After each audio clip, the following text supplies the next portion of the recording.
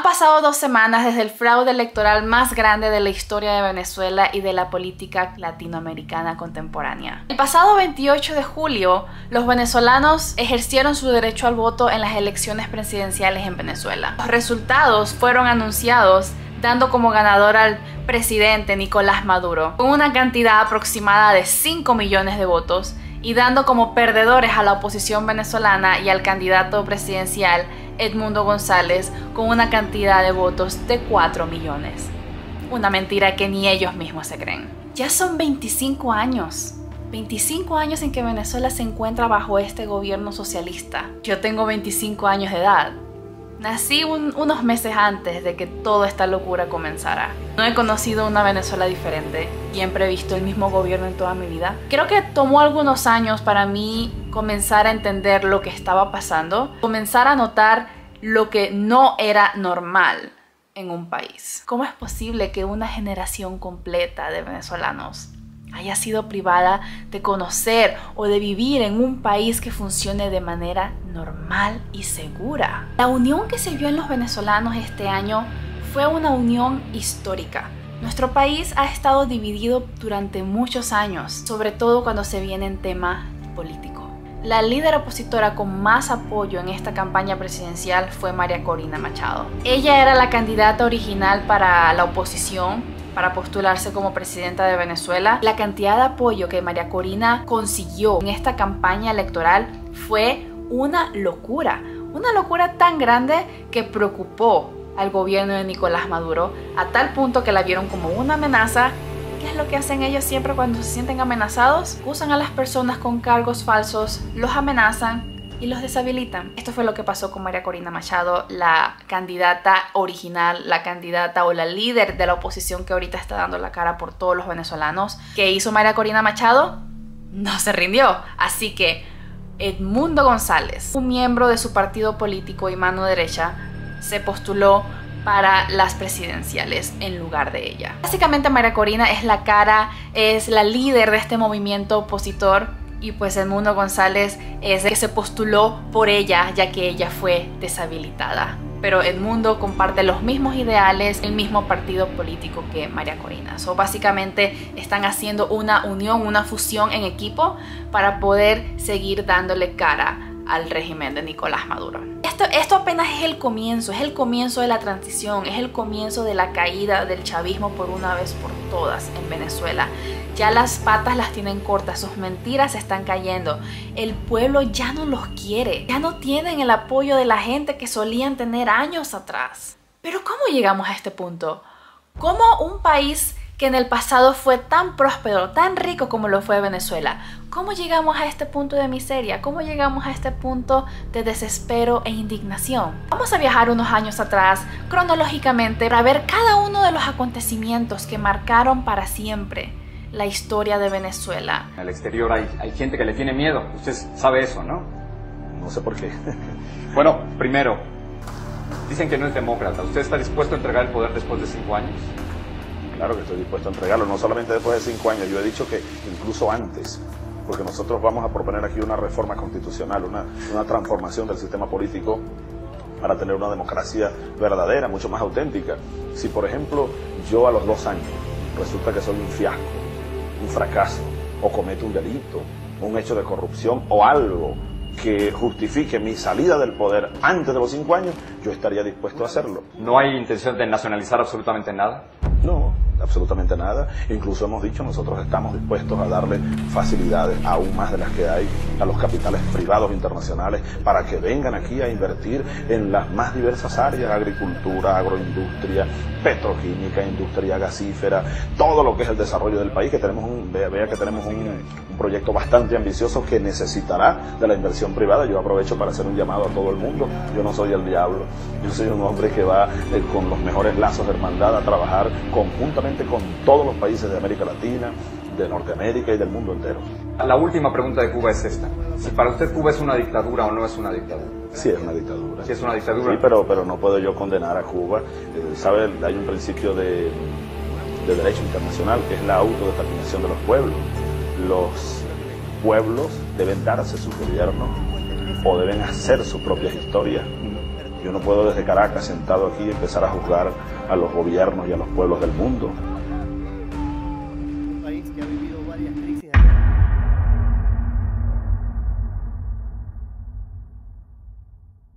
1992, 4 de febrero. En aquel entonces el presidente de Venezuela era el presidente Carlos Andrés Pérez. En ese entonces Venezuela se encontraba en una situación económica un poco complicada. Obviamente no vamos a compararla con la que estamos presentando hoy en día.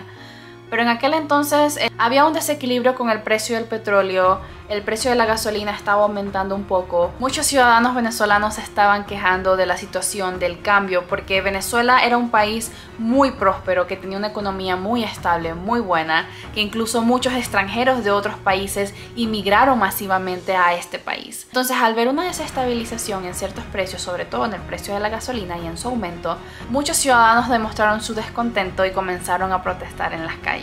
En aquel entonces, Hugo Chávez Frías era teniente coronel del ejército venezolano. Digamos que se aprovechó de esta situación en la que estaba pasando el país y decidió dar un golpe de estado, el cual fue fallido y como consecuencia él y su grupo de aliados fueron encarcelados. 1994, 26 de marzo. En este momento el presidente de Venezuela es el presidente Rafael Caldera y este mismo libera a Chávez de la prisión en la que había sido encarcelado por el intento de golpe de estado de unos años atrás. Aquí en la cárcel, Chávez conoce a Nicolás Maduro Moros, el actual presidente de Venezuela, y lo incluye en su círculo cercano de aquí en adelante. 1998, 6 de diciembre. Hugo Chávez es electo como presidente de Venezuela con el apoyo del movimiento Quinta República, partido político y movimiento creado un año antes de las elecciones, que fue un sustituto del movimiento bolivariano revolucionario, una organización clandestina desde 1983 que Chávez tenía desde que era un militar activo en las Fuerzas Armadas. Esto era algo que Chávez estaba planificando desde años atrás. Después de los acontecimientos del atentado y el intento de golpe de estado, la imagen de Chávez apareció en múltiples medios, noticias. Para muchas personas se quedó grabado su rostro. Él era una persona que sabía cómo hablar, cómo manipular a las masas, cómo manipular a la gente, cómo decir lo que la gente quería escuchar y decir sus verdades o sus mentiras transgiversadas y vendérselas al público de una manera impresionante. Él tenía la habilidad de hablar por horas y horas y horas de diferentes temas, de diferentes cosas y aún captar la atención de la gente. Y digamos que él usó esta habilidad a su favor para su campaña política e ir vendiéndole la idea del socialismo al pueblo venezolano. Un pueblo que en aquel entonces solo estaban interesados del beneficio que el petróleo les daba en la economía, en la comodidad que estaban viviendo. Pero Chávez supo cómo meterse en la cabeza de las personas poco a poco, dándoles una victoria en aquellas elecciones de 1998. Curiosamente, el año donde nací. Tal vez yo tendría unos 2 meses de vida en ese momento. 1999, 15 de diciembre. Chávez se juramenta como presidente de Venezuela y se aprueba en un referéndum una nueva constitución desde su primer día de gobierno. Es perturbador ver el video de la juramentación de Chávez cuando ganó las elecciones por primera vez, porque desde el momento que se está juramentando con la constitución del país, él ya expresa su desacuerdo o su descontento con la constitución actual y expresa o demuestra las ganas que tiene por cambiarlo. Juro delante de Dios, juro delante de la patria, juro delante de mi pueblo, que sobre esta moribunda Constitución haré cumplir, impulsaré las transformaciones democráticas necesarias para que la República Nueva tenga una carta magna adecuada a los nuevos tiempos. Lo juro. Incluso aquí, ya desde aquí Maduro estaba teniendo participación en todos estos movimientos. Él fue uno de los redactores de la Carta Magna de este cambio a la Constitución. 2002, 11 de abril. En este año Chávez estaba buscando tener más control sobre el petróleo en Venezuela. Una de las principales empresas que se encarga de la producción, venta y distribución de este producto en Venezuela era PDVSA. PDVSA era una empresa pública. En abril de este año, Chávez anunció en una cadena nacional el despido de todos los líderes y corporativos de la empresa PDVSA y puso en el poder a sus aliados políticos más leales. La élite de PDVSA ha pasado la línea. Han comenzado a pasar la línea. Entonces yo anuncio lo siguiente. Anuncio la destitución, despido de las siguientes personas. Ya está bueno. Las siguientes personas. Eddie Ramírez, director gerente hasta el día de hoy de Palmavén. ¡Pa' afuera! Para el chavismo, más importante que tu conocimiento y capacidad para un trabajo siempre va a ser la lealtad que le tengas a tus gobernantes. Así que las personas que pusieron en estos cargos como sustitutos de los líderes anteriores no estaban necesariamente capacitadas o eran las adecuadas para manejar una empresa de tal magnitud. Esta decisión enfureció a la oposición venezolana a tal magnitud que comenzaron múltiples protestas en las calles en contra de la decisión que Chávez había hecho. Al punto que Chávez es derrocado por un día en un golpe de estado, ya que un grupo de militares le pidieron que renunciara y dejara su cargo. Digamos que este es un punto de quiebre en la Fuerza Armada venezolana, donde se dividieron los soldados que estaban más a favor de su pueblo y de sus derechos y le pidieron a Chávez que renunciara del cargo como presidente. Pedro Carmona Estanga, presidente de Fede Cámara, se autoproclama como presidente interino de Venezuela en este momento. Un par de horas después, soldados leales a Chávez, mando y orden de Diosdado Cabello, que en ese entonces era el vicepresidente de Venezuela, vuelven a poner a Chávez en el poder.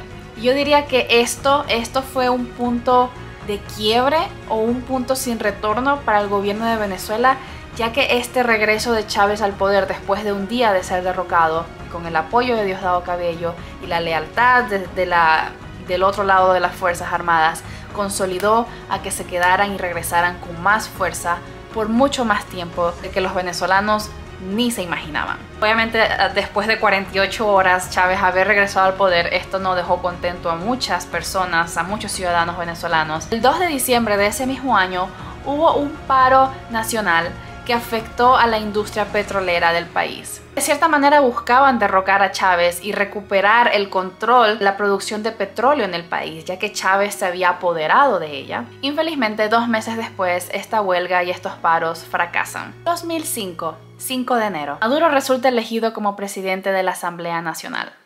Ya estamos viendo cómo va ascendiendo poco a poco este personaje. 3 de diciembre del mismo año, Chávez gana por segunda vez las elecciones presidenciales en contra del candidato Manuel Rosales y nombra a Maduro como ministro de Relaciones Exteriores de Venezuela. 2007, 31 de enero. La Asamblea Nacional aprueba una ley que le da la autoridad a Chávez de gobernar por decreto por 18 meses más. Es el inicio de la era socialista de la autodenominada Venezuela revolucionaria. Ya aquí podemos ver cómo ya las organizaciones del país van perdiendo autonomía y neutralidad y van pasando al poder de Chávez y de su partido. Es un círculo en el que se apoyan mutuamente para mantenerse en el poder la mayor cantidad posible. 28 de mayo del mismo año. Chávez rechaza la renovación de la licencia de la cadena televisiva Radio Caracas. Este era uno de los canales más antiguos y populares del país. Este canal fue cerrado y censurado porque este canal compartía noticias sobre la verdad, cuestionaba las decisiones de Chávez. Era un canal que partidariamente apoyaba más a la oposición venezolana y obviamente representaba una amenaza para Chávez. 2009. 15 de febrero, se aprueba en referéndum un cambio a la Constitución que permite la reelección múltiple como cargos presidenciales, alcaldes, gobernadores, esto permitiéndole a Chávez nuevamente postularse para las elecciones presidenciales del año 2012 y cambiando las leyes del país, permitiendo que un presidente pueda estar en el poder por años indefinidos. 2011. En el mes de junio, el presidente Hugo Chávez anuncia que tiene una enfermedad, anuncia que padece de cáncer. En julio y octubre del mismo año, Chávez viaja múltiples veces para Cuba para recibir diferentes tratamientos, quimioterapias para su enfermedad. En esos mismos meses anuncia de que está totalmente curado y que ya no tiene ninguna célula cancerígena en su cuerpo, intentando darle una imagen al pueblo venezolano de que estaba todavía con energía y con la salud suficiente para seguir con su campaña presidencial para las elecciones del 2012. Durante los siguientes meses, Chávez se pone en sus límites y sigue con su campaña presidencial viajando de ciudad en ciudad, de estado en estado, dando sus largas charlas al pueblo hasta el final.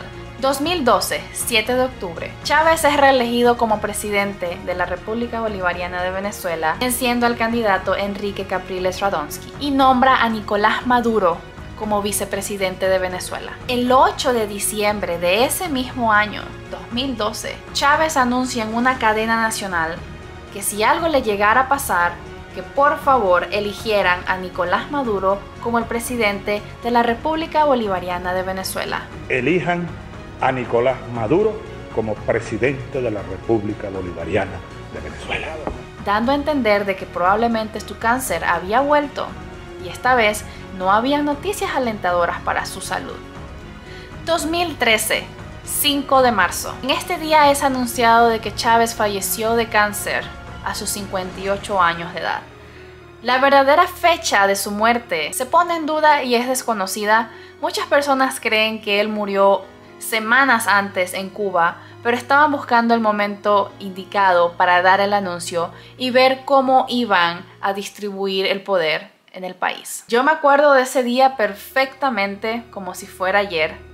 Me acuerdo, por lo menos en la zona donde yo estaba, la gente estaba celebrando su muerte.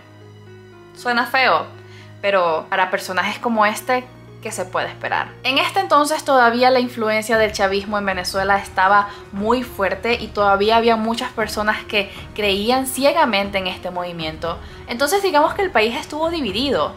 Había muchas personas que lloraron por la muerte de Chávez y su funeral y su entierro y su velorio fue un evento nacional al que todo el mundo que quería ir iba a Caracas a ver el cuerpo de Chávez antes de ser embalsamado.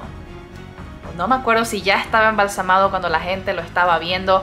El punto es de que fue un evento nacional, la mitad del país estaba llorando, la mitad del país estaba celebrando. Una vez anunciada la muerte de Chávez, Maduro, siendo el vicepresidente del país, asume el poder y el 14 de abril van de nuevo a elecciones contra Enrique Capriles para la presidencia de Venezuela y como resultado Maduro fue ganador de estas elecciones y se convierte oficialmente como el sucesor de Chávez y el nuevo presidente de la República Bolivariana de Venezuela.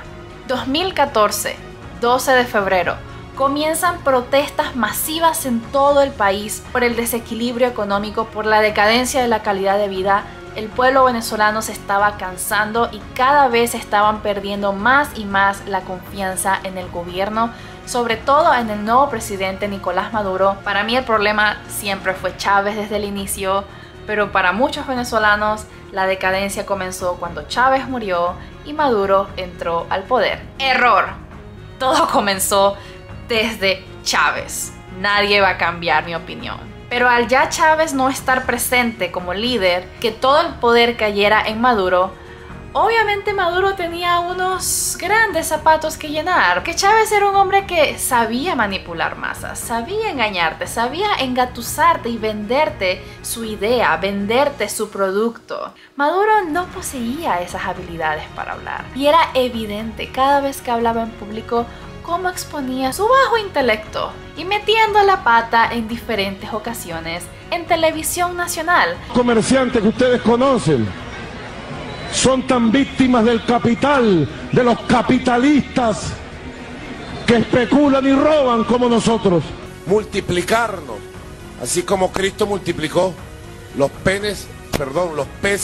Haciendo que cada vez más y más venezolanos perdieran la confianza en él y de cierta manera comenzaran a abrir los ojos y darse cuenta de que el país estaba en las manos equivocadas. 18 de febrero, el líder de la oposición Leopoldo López fue encarcelado al ser acusado de atentados terroristas contra el país, al él haber sido uno de los líderes principales de este movimiento de protestas del 2014.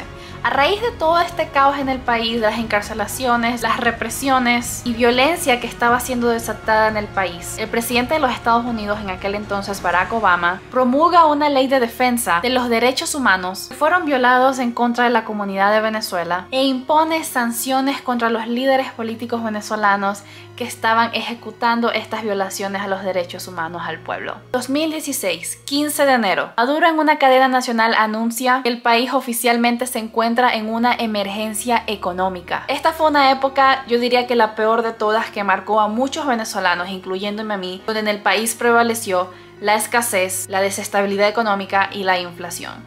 Era un tiempo tan loco en el país en el que tú llegabas a una panadería y preguntabas si vendían pan.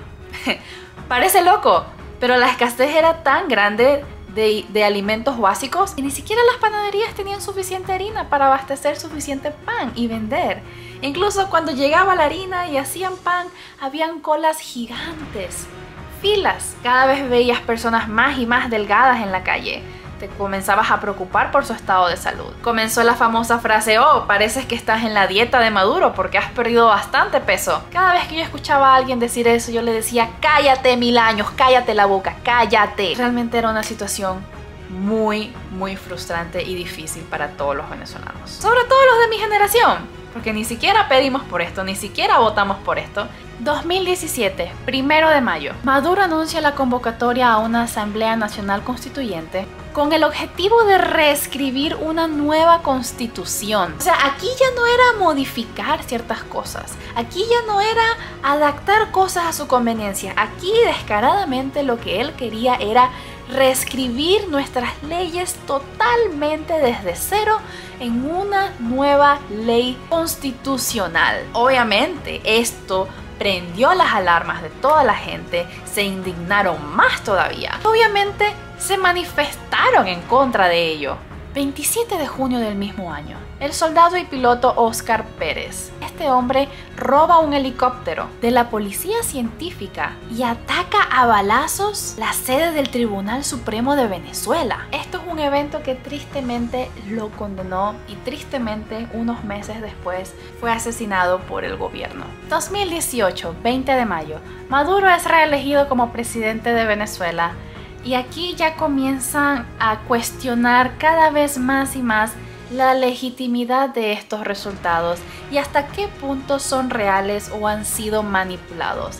Cada vez el pueblo venezolano cree menos y menos, confía menos y menos en todos los entes gubernamentales y organizaciones que perdieron su neutralidad hace años atrás. 9 de octubre del mismo año. El Fondo Monetario Internacional pronostica que la inflación de Venezuela puede llegar hasta un 10 millones de % en el 2019. 10 millones.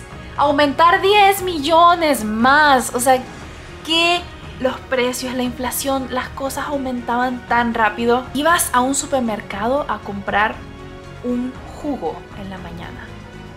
Y era posible que si tú regresabas a ese mismo supermercado el mismo día, pero en la tarde, ese jugo ya estaba más caro y costaba 3 veces más de lo que costaba en la mañana.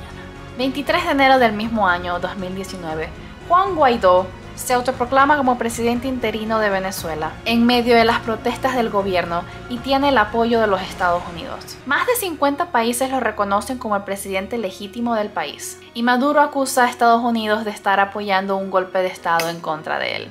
Tristemente, todos estos movimientos de Guaidó, la presidencia interina y los países que lo reconocieron al final no llegó a ningún lugar y tristemente fracasó. No consiguieron quitar a Maduro del poder. Como consecuencia, en el mismo año 2019 aumenta o empeora la migración masiva de venezolanos. La población de Venezuela disminuyó de una manera increíble y preocupante, que incluso el gobierno comenzó a colocar trabas y trabas para que la gente no pudiera salir. Un simple trámite como sacar tu pasaporte fuera una misión imposible, que nunca salía, nunca te lo entregaban, pasaban 2 años y nunca llegaba tu pasaporte. Cada vez más los vuelos internacionales eran escasos, hasta llegó un punto en el que no existía ningún vuelo internacional que saliera o entrara a Venezuela. Las fronteras eran controladas y reguladas, eran cerradas por cierto tiempo y solo abiertas en ciertas fechas específicas por cierta cantidad de tiempo para regular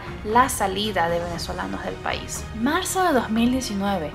Un apagón a nivel nacional deja a más del 70% de la población venezolana sin luz, sin internet y sin comunicación por una semana e incluso por más tiempo en otras zonas del país. Esto causando múltiples muertes de personas en hospitales, complicaciones y crítica y estado de alerta en todo el país. Me acuerdo que en ese entonces yo estaba viviendo en Brasil, tenía toda mi familia en Venezuela. Yo estaba tan preocupada porque no podía comunicarme con nadie, no sabía nada de nadie, no sabía qué había pasado. Y luego vi en las noticias lo que había pasado, que todo el país se había quedado sin energía eléctrica como consecuencia de fallas en las instalaciones de las fuentes eléctricas del país por falta de mantenimiento, porque exactamente como pasó con las empresas petroleras, lo mismo pasó con las empresas hidroeléctricas del país. Las personas que realmente estaban capacitadas para controlar este tipo de lugares fueron despedidas y fueron sustituidas por funcionarios del gobierno cero capacitados, pero súper leales a la presidencia. Nunca invirtieron en nada en el mantenimiento de estas plantas eléctricas, a tal punto que colapsó y llegó a una explosión, dejando a más del 70% del país sin energía eléctrica.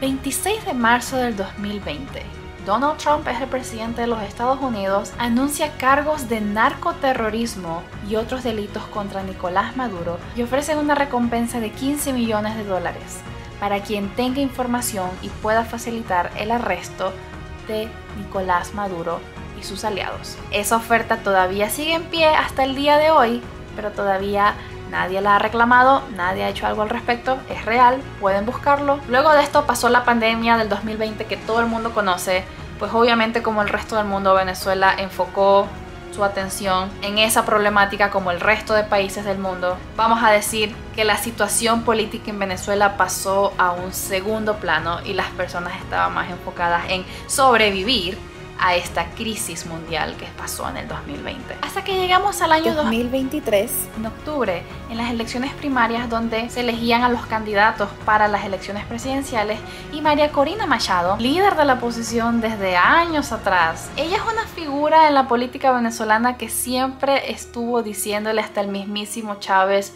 sus verdades en la cara. Usted describir un país muy distante del que estamos sintiendo todas las mujeres y las madres venezolanas. Hemos llegado al extremo de que respeta al sector privado en Venezuela cuando se ha dedicado a expropiar, que es robar. Cuando se ha dedicado a insultar, sí, las propiedades. Yo primero le sugiero que gane las primarias, ¿verdad? Gane usted las primarias. Es lo primero que tiene que hacer, porque está fuera de ranking para debatir conmigo. Está fuera de ranking. Águila no caza mosca, diputada. Y muchas veces fue víctima de burlas, humillaciones, pero en este año 2023 había vuelto más fuerte que nunca y se convierte en la candidata oficial de las elecciones de la oposición venezolana para las elecciones presidenciales del año 2024. Y ahí es donde llegamos a la actualidad, todos los acontecimientos que están sucediendo ahora. El gobierno de Maduro no quiere admitir su derrota. La oposición tiene las pruebas, está en las actas. La comunidad internacional reconoce el fraude electoral que se hizo. El gobierno de Maduro simplemente se autoproclamó ganador. No quieren mostrar las pruebas, no quieren mostrar los resultados, simplemente dicen ganamos y listo, no se discute nada. Obviamente la gente está protestando en contra, están exigiendo sus derechos y están siendo reprimidos, secuestrados, torturados y callados a la fuerza. Están llegando al punto de que están revisando teléfono por teléfono, están revisando tus redes sociales para ver qué dices, si estás a favor o en contra del gobierno. Dices algo en contra del gobierno, eso puede condenarte a que lleguen a tu casa, te lleven a la cárcel y te torturen hasta que te quiebren y rompan tu deseo de seguir protestando y exigiendo.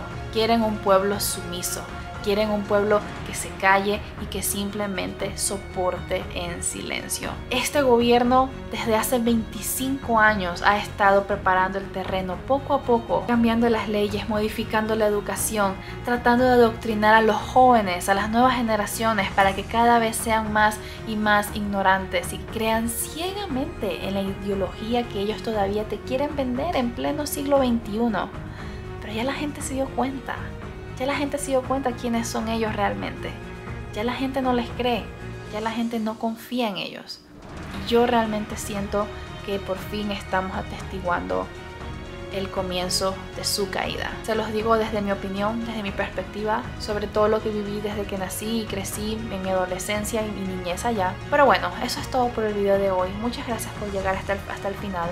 Déjenme aquí en sus comentarios qué es lo que piensan o las experiencias que han tenido, si son venezolanos, y si no lo son, pueden dejarme cualquier pregunta allá abajo y yo estaré más que feliz de contestárselas. Espero que tengan un lindo día y nos vemos en la próxima. Bye.